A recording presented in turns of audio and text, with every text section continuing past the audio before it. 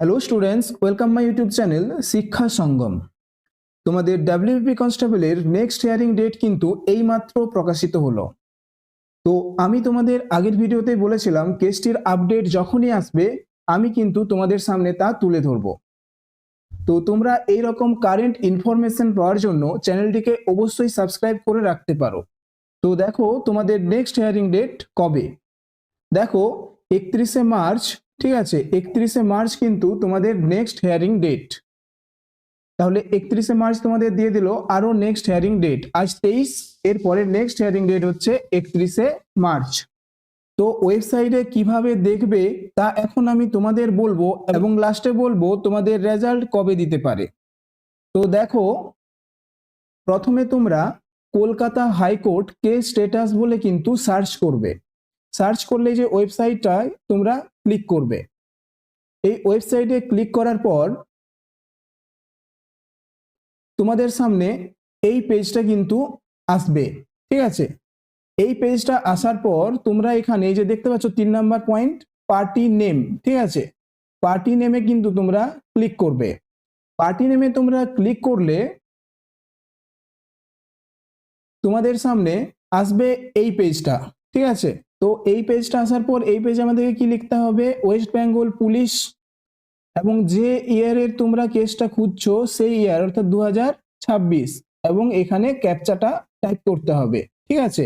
দেখো West Bengal police 2026 এবং ক্যাপচাটা type করার পর তোমরা এই যে গো অপশনটা দেখছো এই অপশনটা কিন্তু তোমরা ক্লিক করবে। ক্লিক করার পর তোমাদের এই যে ওয়েস্ট বেঙ্গল পুলিশ রিলেটেড যে 9টি কেস চলছে, ঠিক আছে, সেই কেসগুলো কিন্তু তোমার সামনে চলে আসবে।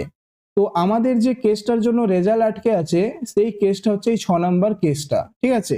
তো এই কেসটাই এই যে ভিউ অপশনটা দেখতে পাচ্ছ, এই ভিউ অপশনটাই তোমরা কিন্তু ক্লিক করবে। এই ভিউ অপশনটাই ক্লিক করার পর তোমাদের সামনে ফুটে উঠবে এই পেজটা, ঠিক আছে, অর্থাৎ যে পেজটা আমাদের দরকার সেই পেজটা কিন্তু চলে আসবে। এই পেজে দেখো নেক্সট হিয়ারিং ডেট হচ্ছে 31শে মার্চ 2026।